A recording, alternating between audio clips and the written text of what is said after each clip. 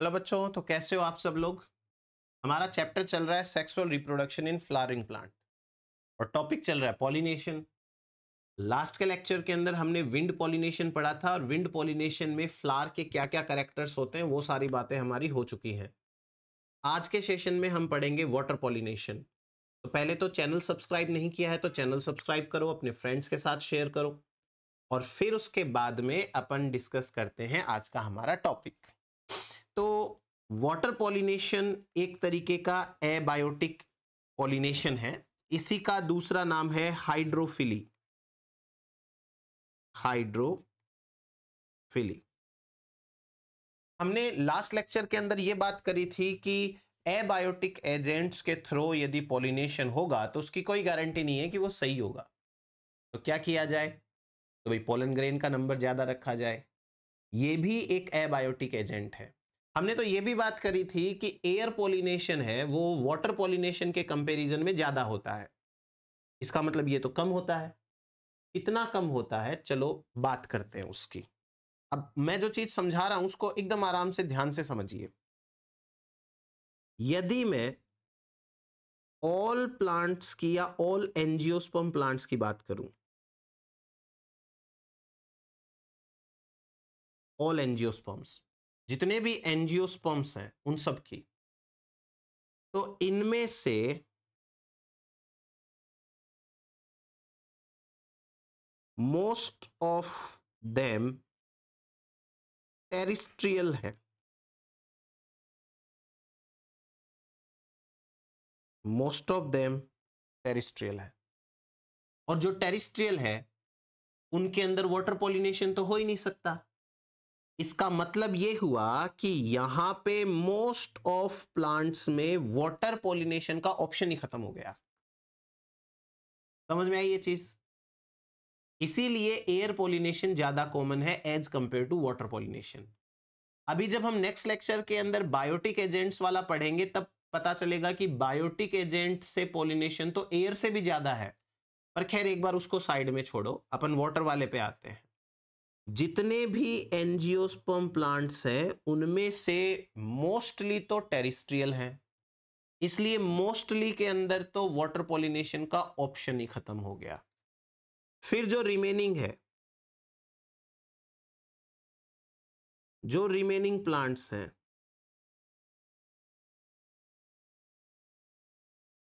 उन रिमेनिंग्स में से मोस्ट ऑफ देम, रिमेनिंग में से भी मोस्ट ऑफ देम, इनमें पॉलिनेशन कैसे होता है, बाय एयर और insect. Most of them are pollinated by air and insects. ये लो भाई, ये तो गजब ही हो गया। एक तो एक्वेटिक प्लांट्स ही कम है और जितने हैं उनमें से भी एयर और विंड से इंसेक्ट से पॉलिनेटेड है। इसका मतलब कि भैया बहुत कम प्लांट्स हैं जिनमें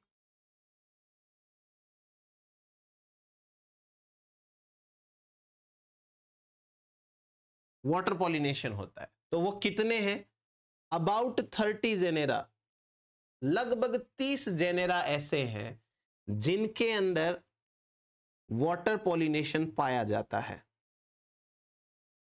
वाटर पॉलिनेशन प्रेजेंट।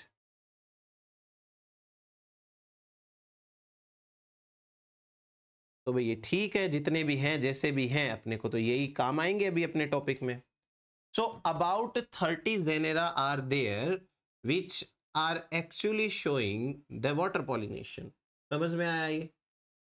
अब इनमें से भी जो 30 है इनमें से भी मोस्टली मोनोकोट्स हैं।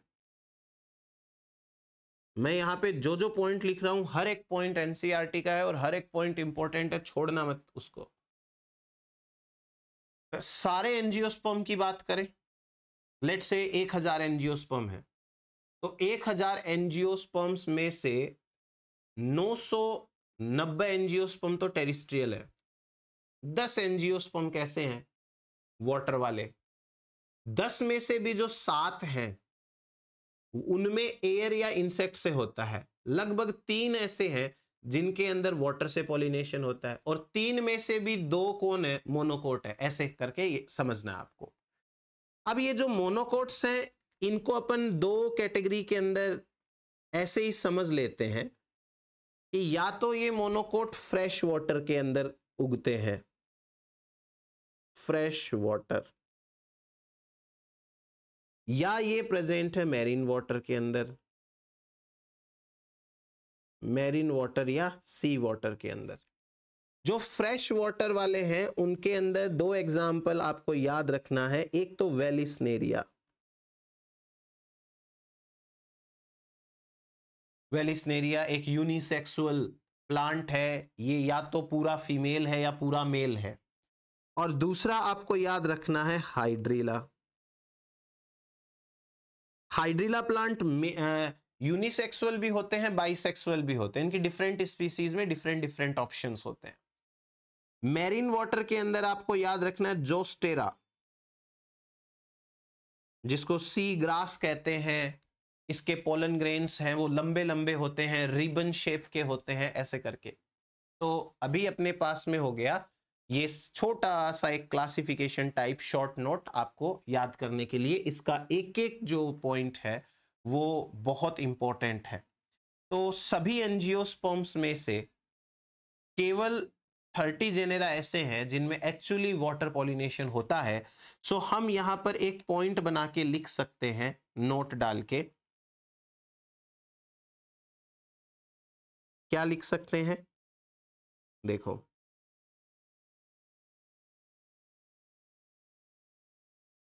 Water pollination, water pollination is quite rare in flowering plants। चाहे तो फ्लावरिंग प्लांट्स लिख लीजिए या आप इसको एंजियोस्पर्म लिख लीजिए, एक ही बात है। तो ये एक पॉइंट यहां से बन जाता है अच्छे से, और आपको ये अच्छे से याद करना है। अब यहां का एक एक पॉइंट इंपॉर्टेंट है, पहले बोल रहा हूं मैं। आप ये pollinated by insect and air, ये वाला पॉइंट भी ध्यान रखना कि most of them are pollinated by insect और एयर। अब मैं आपको बताता हूं वाटर पॉलिनेशन एक्चुअली कैसे होता है। तो मैं आपको अब 3 कंडीशन समझाता हूं, आराम से समझिए उसको। देखो, पहली कंडीशन,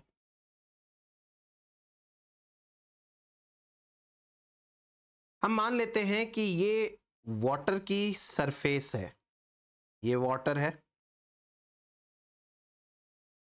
ऐसे ये पानी है, और इस वाटर के अंदर एक प्लांट है, वो ग्रो करता है, और उस प्लांट का नाम है वेलिस्नेरिया। ये प्लांट है और वेलिस्नेरिया, ये इसकी लीव्स है, लंबी लंबी ऐसे लीव्स होती हैं, राइट, वेलिस्नेरिया।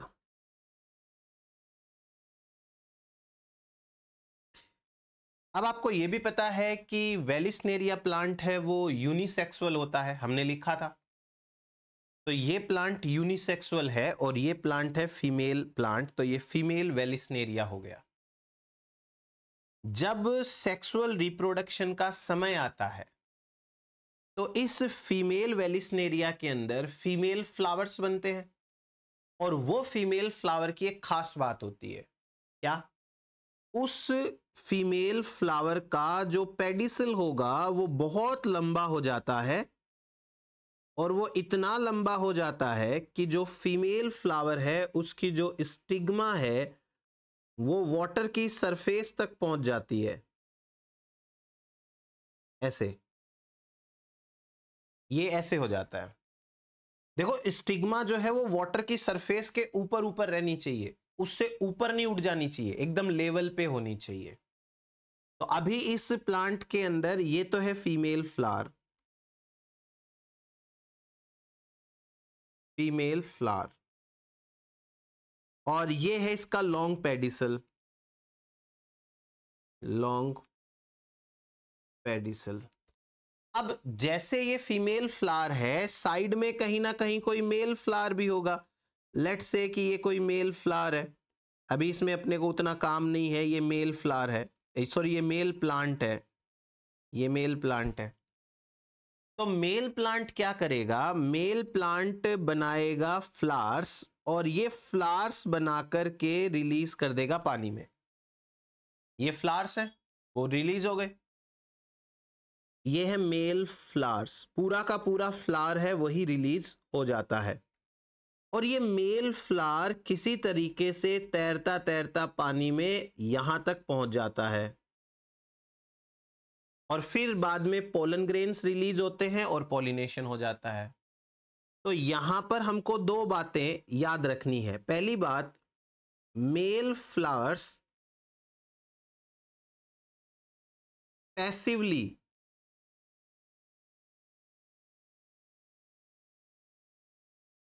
कैरीड बाय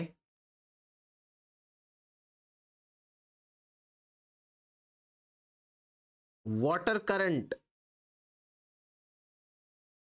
ये तो हो गया एक पॉइंट कि मेल फ्लावर्स है वो पैसिवली वाटर करंट से कैरी होते हैं, कोई एनर्जी की जरूरत नहीं है।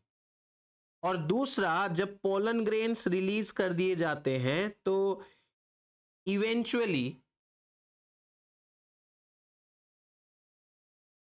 पॉलिनेशन हो जाता है, इवेंचुअली पॉलिनेशन अकर्स। तो ये वेलिस्नेरिया के अंदर पॉलिनेशन की कहानी है। वेलिस्नेरिया प्लांट के अंदर जो फीमेल प्लांट है उसमें फीमेल फ्लावर बनेगा, उसके पेडिसल की लंबाई इतनी बढ़ेगी कि स्टिग्मा वाटर की सरफेस पे आ जाएगी, और फिर साइड में जो मेल प्लांट्स होते हैं वो मेल प्लांट्स भी अपने फ्लावर्स को रिलीज कर देते हैं। वो फ्लावर पानी में कैसे भी तैरते हुए पहुंच जाएंगे और इवेंचुअली पॉलिनेशन हो जाता है। इस तरीके के पॉलिनेशन को कहते हैं एपीहाइड्रोफिली, एपीहाइड्रोफिली। एपी का मतलब क्या होता है, एपी का मतलब होता है on the surface, on the surface. तो ये सरफेस के ऊपर होने वाला हाइड्रोफिली है। अच्छा, हमने एक प्लांट और लिखा था हाइड्रिला, उसमें भी यही पाया जाता है। हाइड्रिला प्लांट में भी एपीहाइड्रोफिली पाई जाती है। ये हालांकि एनसीईआरटी में दे नहीं रखा है, पर आप याद करिए यही होता है। एक ऑप्शन तो ये है, और ये एक ट्रू हाइड्रोफिली का एग्जाम्पल हो गया हमारा। अब आपको मैं दूसरा केस समझाता हूं, देखो सेकंड केस। लेट्स सपोज कि ये वाटर की सरफेस है और ये वाटर है,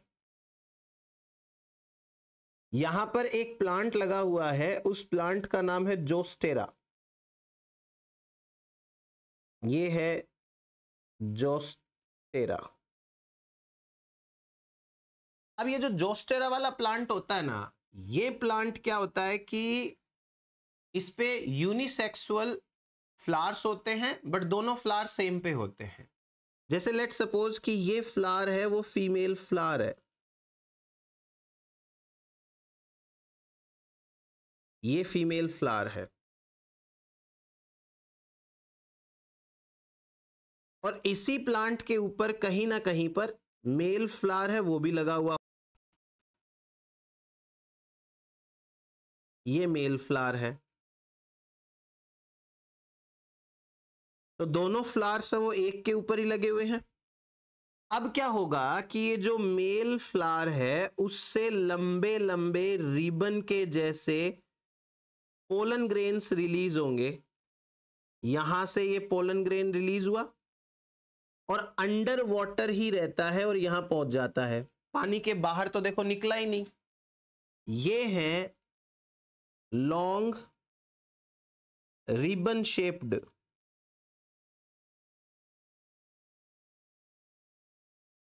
पोलन्स या पोलन ग्रेन्स। ये लंबे रिबन शेप के पोलन ग्रेन्स होते हैं। इनसाइड द वाटर पॉलिनेशन होता है यहां पे, इनसाइड द वाटर ऐसे पॉलिनेशन को कहते हैं हाइड्रोफिली। तो एक एग्जाम्पल हो गया हाइपोहाइड्रोफिली का, किसमें पाया जाता है? जोस्टेरा के अंदर। अब आपसे कोई ये पूछे कि बताओ फीमेल फ्लावर तक पोलन ग्रेन्स कैसे पहुंचे, तो यहां पर भी सेम कहानी है, passively reach to female flower. और कोई गारंटी वाली बात होगी ही नहीं यहां पे कि भाई पक्का पहुंच जाएंगे ना, पक्का पहुंच जाएंगे, कोई गारंटी नहीं है। पहुंचेंगे तो पहुंचेंगे, नहीं तो नहीं पहुंचेंगे। तो ये हो गया दूसरा एग्जाम्पल, जो फिर से किसका है? हाइड्रोफिली का ही एग्जाम्पल है। अब हमने ऊपर एक पॉइंट लिखा हुआ है, और वो पॉइंट है कि most of the aquatic plants are pollinated by insect और विंड। जो तीसरा केस है, मोस्ट ऑफ एक्वेटिक प्लांट का, मोस्ट ऑफ एक्वेटिक प्लांट्स का, जिसके अंदर एग्जाम्पल आ जाएगा वाटर हाइसिंथ,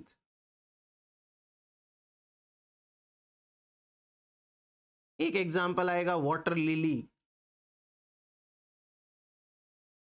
एक एग्जाम्पल आएगा नीलंबो, लोटस, ये सारे के सारे। अब इनमें देखो क्या होता है, ये वाटर की सरफेस है। अभी अपने को इनके प्लांट के ऊपर ध्यान नहीं देना कि प्लांट है वो वाटर के नीचे है कि वाटर की सरफेस पे है या कैसे उग रहा है। हमको किस पे ध्यान देना है? इनके जो फ्लावर्स होते हैं वो फ्लावर्स वाटर की सरफेस के ऊपर तक आ जाते हैं, ऐसे ऐसे। तो इनके अंदर यहां से मान लो कोई पोलन ग्रेन है वो यहां तक पहुंचेगा, तो ये या तो बाई एयर हो सकता है या बाई इंसेक्ट हो सकता है। तो ये तीन तरीके के एक्वेटिक प्लांट्स हैं। पहले एक्वेटिक प्लांट्स जिनमें वाटर की सरफेस पे पॉलिनेशन होता है, दूसरे जिनमें वाटर की सरफेस के नीचे होता है, तीसरे जिनमें वाटर की सरफेस के ऊपर होता है। तीनों ही टाइप के प्लांट्स होने को तो एक्वेटिक हैं, बट सबके अंदर वाटर पॉलिनेशन नहीं है, पहले और दूसरे वाले केस में है। तो ये अपने पास में वाटर पॉलिनेशन से रिलेटेड कुछ बातें। अब आप एक चीज सोचिए, जैसे हमने लास्ट लेक्चर के अंदर एयर पॉलिनेशन वाले प्लांट्स के कुछ कैरेक्टर्स पढ़े थे, फ्लावर के, पोलन ग्रेन्स के, ऐसे वैसे ही यहां पर भी कुछ कैरेक्टर्स हैं जो पोलन ग्रेन्स होते हैं, या अपन यहां लिख लेते हैं नोट डाल के।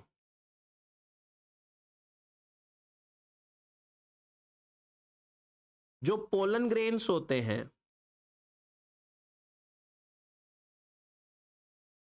और जो स्टिग्मा होगी, दोनों का एक कैरेक्टर है। क्या? दोनों के दोनों म्यूसिलेज की एक कवरिंग से कवर्ड होते हैं, म्यूसिलेज कवरिंग प्रेजेंट, म्यूसिलेज की कवरिंग प्रेजेंट होती है इन पे। ये म्यूसिलेज की कवरिंग क्या करती है? इन दोनों को प्रोटेक्ट करती है फ्रॉम वेटिंग, भीगने से बचाती है।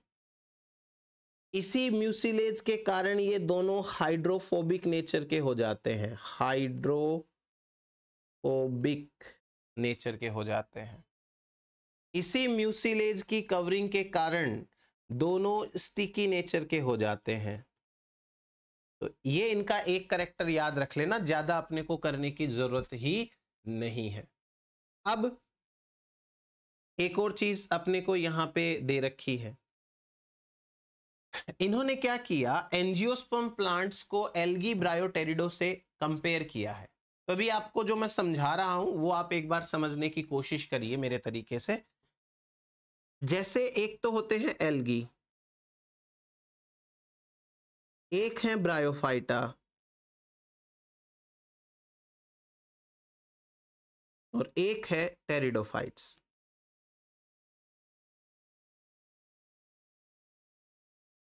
टेरिडोफाइट्स। पहला पॉइंट ये है कि इन तीनों प्लांट ग्रुप्स में वाटर मेल गैमेट के ट्रांसफर के लिए मीडियम का काम करता है। For male gamete transfer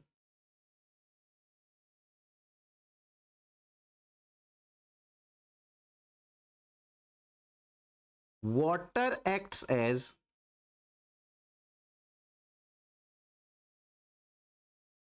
medium. एक चीज, अब आपको एक और दूसरा कॉन्सेप्ट समझाता हूं।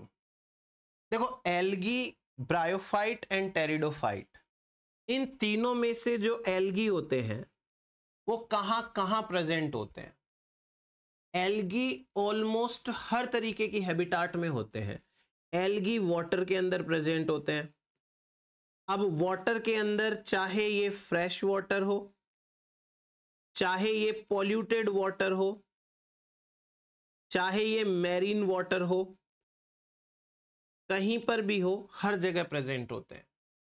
एल्गी टेरेस्ट्रियल हैबिटेट्स में भी होते हैं, स्नो के अंदर भी होते हैं, ये स्नो के अंदर भी पाए जाते हैं। इसका मतलब ये हुआ कि इनका जो जियोग्राफिकल डिस्ट्रीब्यूशन है, यानी पूरे विश्व में जियोग्राफिकल डिस्ट्रीब्यूशन वो बहुत ब्रॉड है, बहुत जगह पाए जाते हैं, मतलब बहुत जगह पाए जाते हैं, तो बहुत ब्रॉड टाइप का इनका जियोग्राफिकल डिस्ट्रीब्यूशन है। पर यदि हम ब्रायो एंड टेरिडोफाइट्स की बात करें,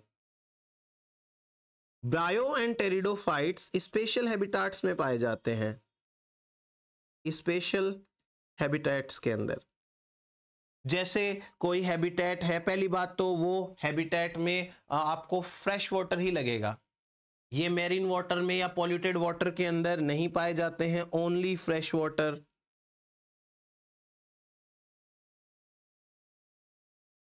हाँ, कुछ ब्रायोफाइट्स ऐसे भी होते हैं जो कि अपने कुछ ब्रैकिश वाटर के अंदर पाए जाते हैं, खारे पानी में, बट सारे तो नहीं हैं। उसके बाद में स्पेशल टेम्परेचर चाहिए, स्पेशल टेम्परेचर। तो इन करेक्टर्स के कारण जो ब्रायोफाइटा एंड टेरिडोफाइटा है उनका ज्योग्राफिकल डिस्ट्रीब्यूशन कम हो जाता है। एक और पॉइंट अपन नोट डाल के लिखेंगे, ये देखो असर्शन रीजन भी बन जाएगा। कैसे? देखो, some bryophyta and pteridophyta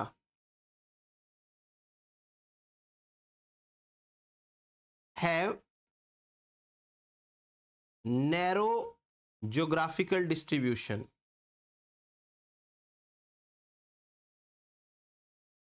geographical distribution